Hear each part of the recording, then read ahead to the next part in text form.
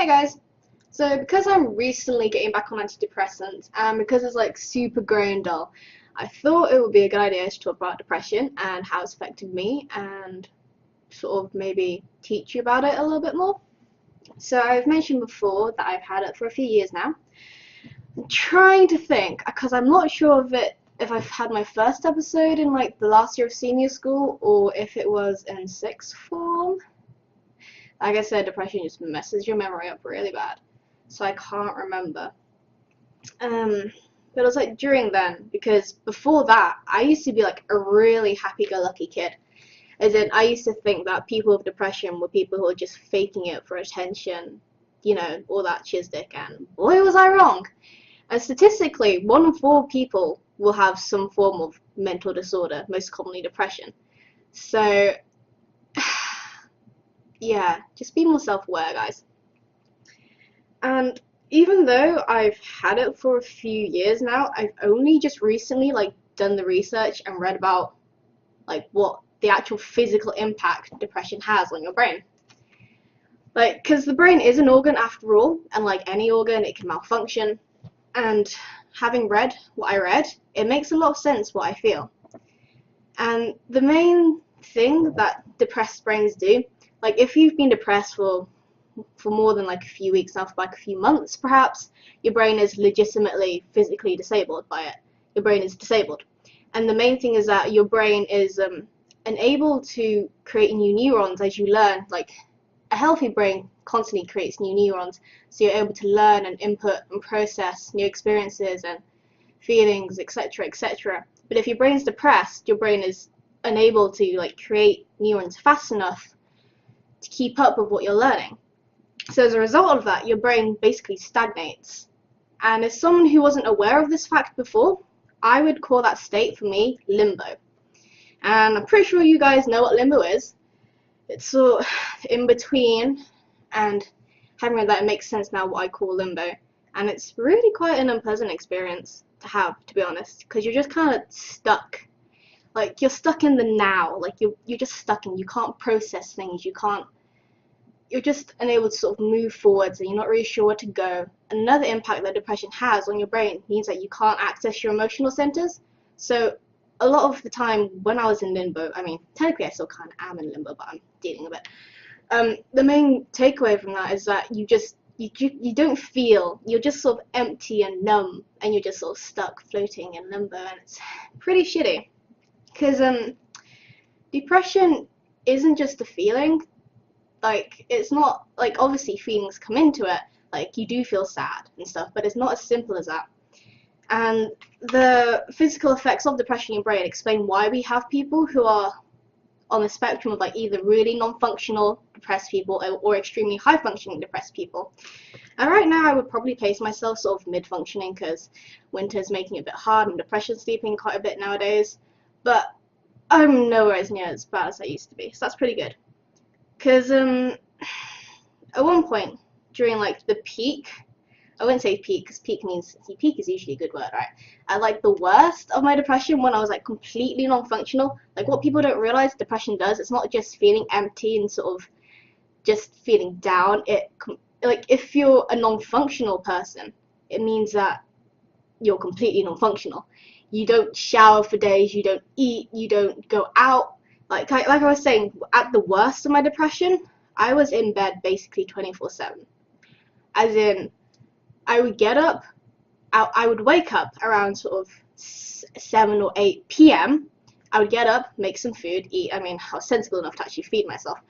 Eat, and then I would just go online for a few hours, and then I would get back into bed and sleep again. That's the thing about depression, you can sleep for ages, and then I would also have really bad sleep problems. But the main point I want to make is that if you are someone who is non-functioning, remember that you have friends who will help you. The only reason I managed to get better from that state is because I had a friend who I'm really, really grateful to, who basically looked after me. And he would go do my shopping for me, and if he hadn't done that, I honestly don't know what would have happened to me. I could have ended up pretty bad. Yeah. He went out shopping for me, got me food, kept me company, which was really good. And I recovered slowly. to where I am now. I mean, I'm still not quite where I am now, but the main takeaway is that, jeez, I'm not even sure what the point I was trying to make, because that's another thing about depression. Apart from fogging up my brain so much, my brain is just like a giant ball of cotton wool. I can't really sort of explain what I want to explain. But I hope you guys are kind of understanding what I'm trying to tell you here, is that depression is not simple. It's not simple. It impacts you. It changes your thought processes and how you behave as a person.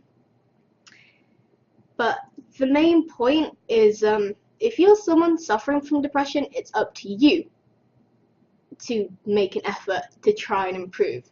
I know it's really easy to get caught up in your head and just let your brain do it at once, but you can't let that happen.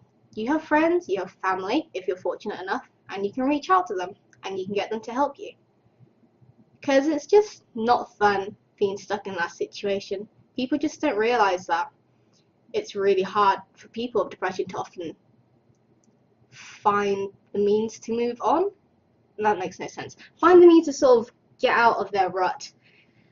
Oh, I should have written something so I could read and make cohesive points, because I'm getting slightly away. Because to be honest, I actually woke up at 6 AM this morning and I thought about doing this talk and I thought out of my head.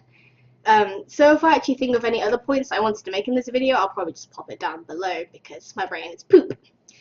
And like I said, the main reason I started this channel is because I want to get my brain to actually work again. I want to remember the things I do, because it really sucks not being able to remember or process these things. Because the reason why people like me, when our brain's like this, the reason why we get so sad and depressed is because we're not able to appreciate the world as it is. We just can't process it. I went to Comic-Con last month and it should have been a really enjoyable experience for me, except I wasn't even able to fully enjoy it and I can't even remember what I did anymore, which really sucks. So I just want my brain to work, and if I need antidepressants to help me, which didn't actually work last time, which is why I stopped, but I'm hoping this time it will help me, because I'm trying to keep exercising, I'm trying to talk more to people. Yeah, that's that. This video just really kind of turned into me ranting about depression. Main points is, depression, it's a physical illness. It's an illness of your brain. Yes, it is all in your head, because that's where your brain is. It's going to affect your mental state and your behavior and anything. But like any organ, you can fix it. Because it's your brain, it's just a bit harder to do so. And what works for me might not work for you. And for those of you who have people in your life that you care about who have depression, the best thing to do in that situation is just to ask them how you can help them. Because like I said, what works for me might not work for them. It's just everyone's different. And some people recover more easily than others, and some people don't, and some people relapse faster than others. I think I described it once to a friend, like if you imagine it as a broken arm and you just have to wait for it to heal, you gotta take care of it, but sometimes the arm gets broken again for no reason whatsoever. Suddenly when you're in a good state of recovery, you can suddenly relapse, which can be triggered by sort of stressors or whatever. But the main point is, depression isn't so much something you can cure, but rather something you can manage. Because you don't know when your brain is going to suddenly turn around on you and be like, no, I'm not going to work again. You just gotta keep optimistic and positive and keep moving forwards and just do what you can to sort of maintain yourself, because that's what I'm doing at the moment. I'm just managing having depression.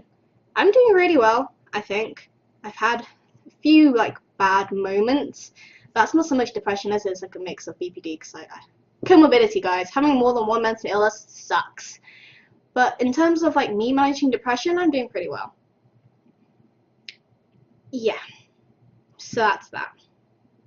I really should have figured out what I was gonna say before this, but yeah, this will do. I hope you guys have learned something from this, because I know depression is really hard to understand if you're not someone who has depression. So to an outsider, it's really scary, and sometimes you feel kind of helpless that you can't help those people, but simply just being there is a big help. I'm just letting you guys know. But yeah, that's me. And hopefully maybe some of you guys will agree with what I'm saying and find sort of solace in that. But yeah, don't know what else to say. Andie out.